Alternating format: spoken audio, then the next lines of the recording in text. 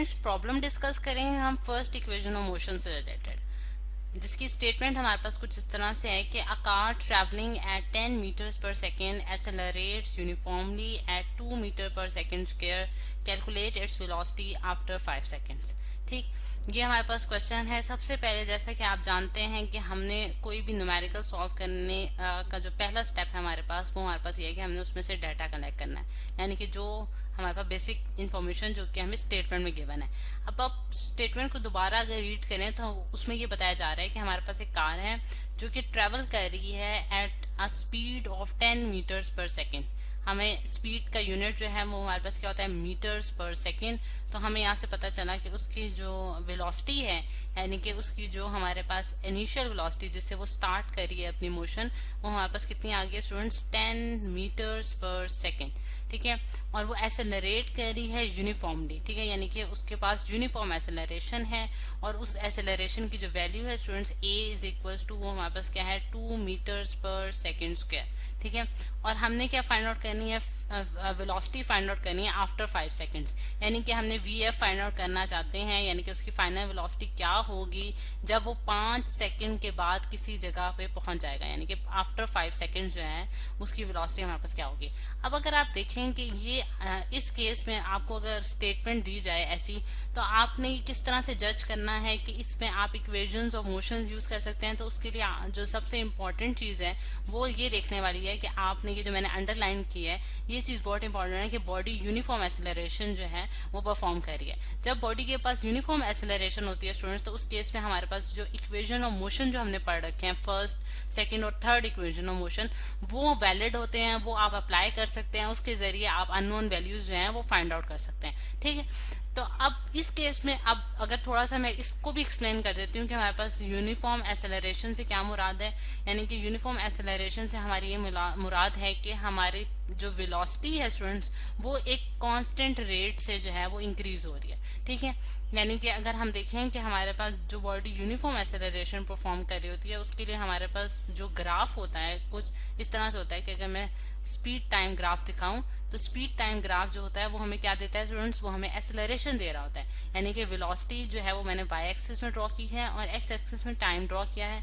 तो हमारे पास जो उसका ग्राफ आएगा यूनिफॉर्म एक्सेलरेशन का, वो कुछ इस तरह से होगा। ठीक है, और हर पॉइंट पे जो है आपको, अगर आप v को डिवाइड कर दें t से, तो आपको एक्सेलरेशन की वैल्यू मिलेगी जो कि एक कांस्टेंट रेट से जो है वो इंक्रीज हो रही होगी। ठीक है, यानी कि उसका जो आप देख सकते हैं कि वो जो है उसका जो ग्राफ है वो हमारे पास इस तरह से स्ट्रेट लाइन ग्राफ आया है। ठीक है, अच्छा,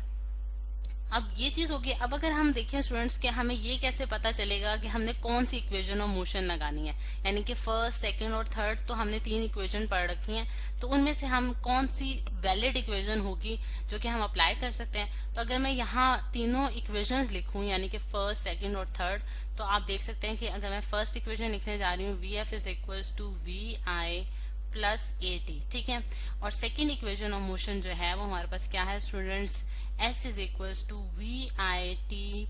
plus half A T square. ठीक है, और थर्ड इक्वेशन हमारे पास क्या है, वी एफ का स्क्वायर माइनस वी आई का square is equals to 2as। ठीक है, ये हमारे पास जो है वो 3 इक्वेशंस आ गई, यानी कि जो हमने 3 इक्वेशन ऑफ मोशन जो है वो पढ़ रखी हैं, वो मैंने यहाँ जो है वो लिख दी है। ठीक है, अब अगर आप देखें स्टूडेंट्स कि हमारे पास जो डाटा हमें गिवन है, यानी कि ये जो हमारे पास फर्स्ट इंफॉर्मेशन जो हमने इस स्टेटमेंट से निकाली है, उसके जरिए जो है हम फाइनल वेलोसिटी जो है वो फाइंड आउट करना चाहते हैं। अगर मैं थर्ड इक्वेशन को देखूं, तो थर्ड इक्वेशन में मेरे पास वी एफ अगर मैं निकालना चाहती हूँ, वी आई मुझे गिवन है, लेकिन एस की वैल्यू मुझे नहीं गिवन, जो कि स्टेटमेंट में आप देख सकते हैं कि एस की वैल्यू यानी कि उसने कितना डिस्टेंस ट्रेवल किया है वो मुझे नहीं गिवन। इसी तरह सेकेंड इक्वेशन में भी मुझे डिस्टेंस रिक्वायर्ड है और वी एफ फाइंड आउट करने के लिए, और इसमें हमारे पास वी एफ भी नहीं आ रहा है, इस वजह से सेकेंड इक्वेशन तो हम नहीं यूज कर सकते। तो हमारे पास एक ही इक्वेशन रह जाती है जो कि हमारे पास है फर्स्ट इक्वेशन ऑफ मोशन, यानी कि ये इक्वेशन हम यूज कर सकते हैं जिसके जरिए हम वी एफ की वैल्यू इजीली फाइंड आउट कर सकते हैं। ठीक है,